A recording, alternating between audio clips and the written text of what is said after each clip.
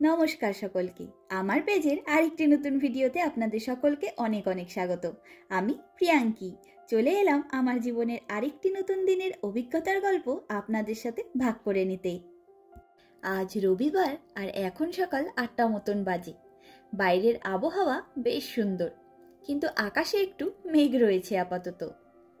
আর আজকে আমার লুচি পায়েস খেতে ভীষণ ইচ্ছে করছে। তবে এখানে তো আমাদের দেশের মতন রকমারি চালের বিকল্প নেই, তাই আমি এখানকার বাসমতি চাল দিয়েই পায়েস বানাবো।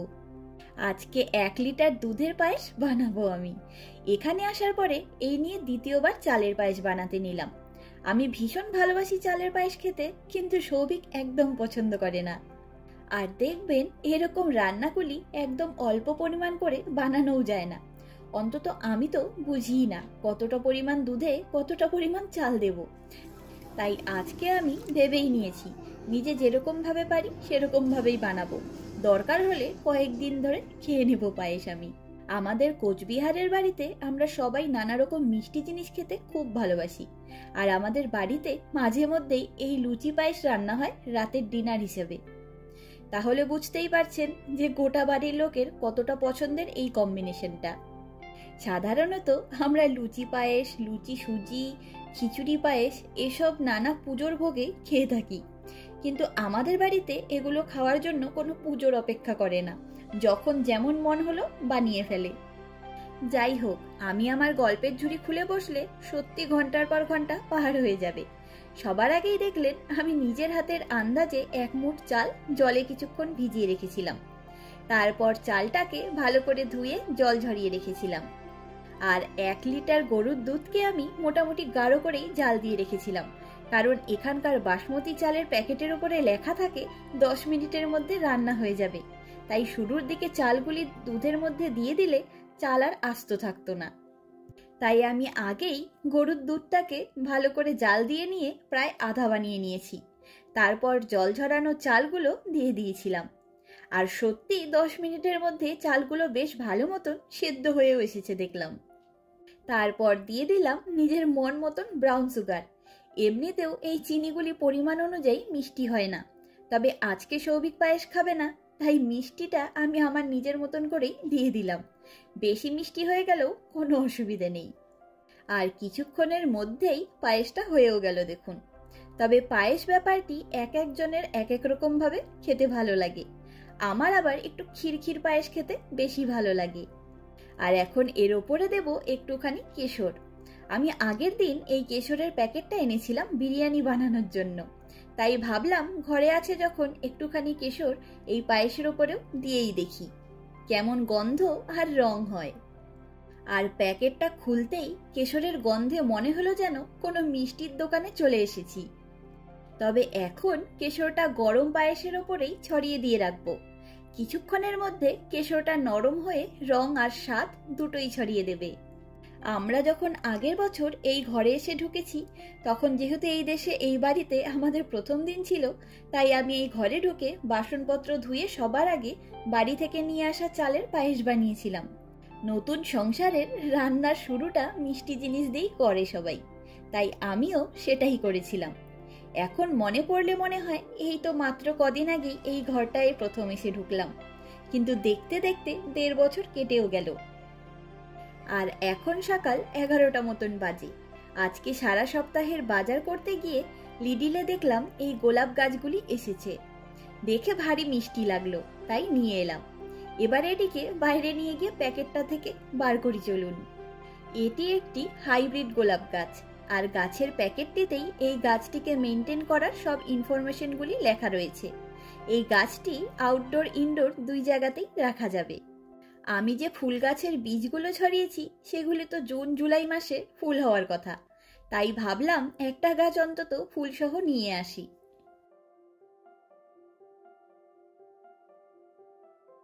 ঘরে একটা এক্সট্রা টব ছিল, সেটাই পরিষ্কার করে গোলাপ গাছটি রাখবো, যাতে ঘরেও নিয়ে রাখতে পারি বৃষ্টি এলে।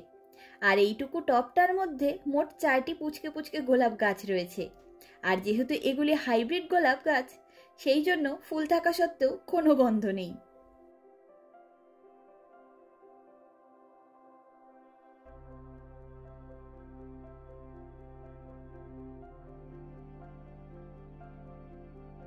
এই গাছটির দাম নিল ইন্ডিয়ান টাকায় 230 টাকার মতন। তবে জল স্প্রে করে দেওয়ার পর ফুলগুলি আরো বেশি সুন্দর লাগছে দেখতে।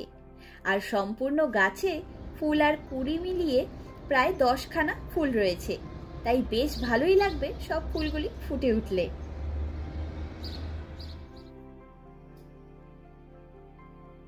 আর এই দেখুন, গরম পায়েসের ওপরে কেশরগুলি কি সুন্দর রং ছেড়েছে, দেখতে তো দারুণ লাগছে।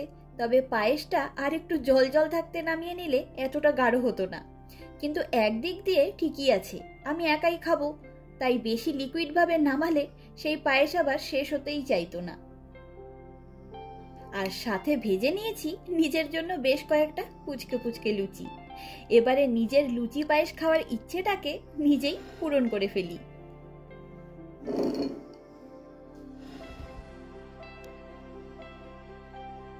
আর এখন বিকেল 5টা মতন বাজে। আমরা রওনা হলাম বুদা ডিস্ট্রিক্টের তত আর পাট যাব বলে।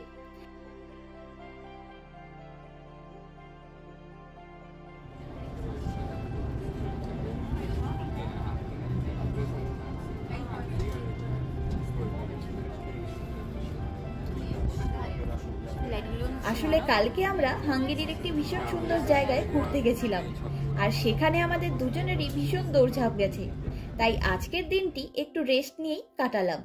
ওই জন্যই কালকে আমরা সারা সপ্তাহে কেনাকাটাটাও করে রাখতে পারিনি, তাই আজকে আর সকাল সকাল কোথাও বেরোয়নি।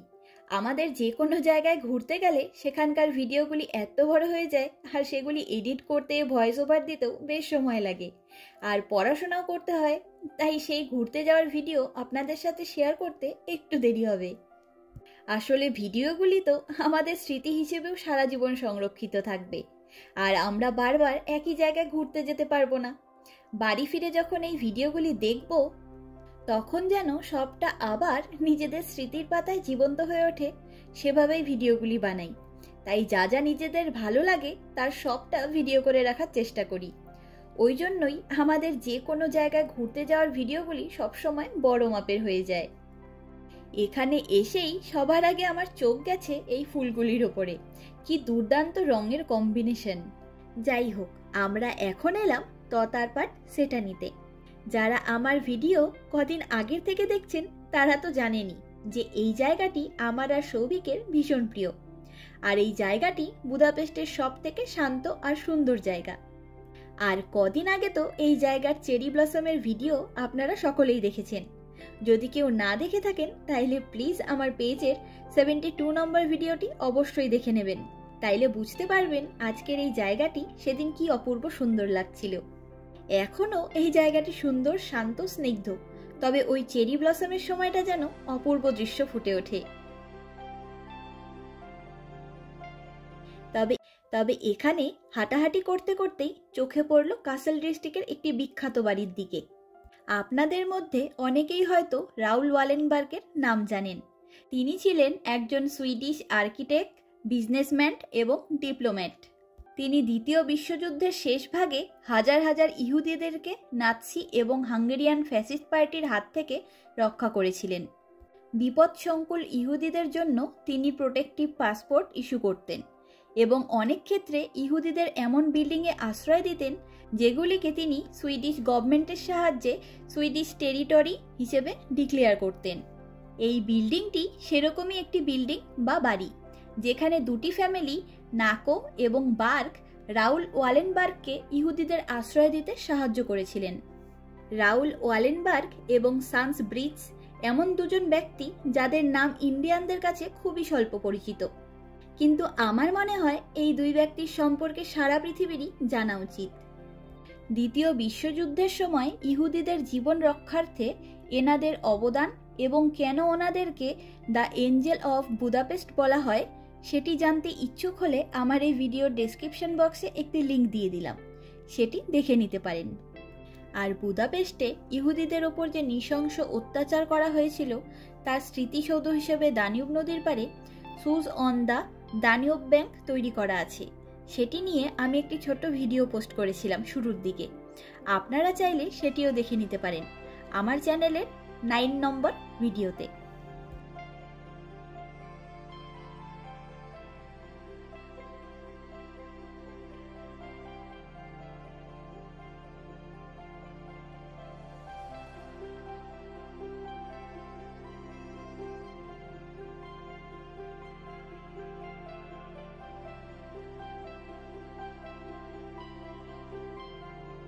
আমরা বেশ কিছুক্ষণ সেখানে কাটিয়ে তারপর বাড়ি এলাম।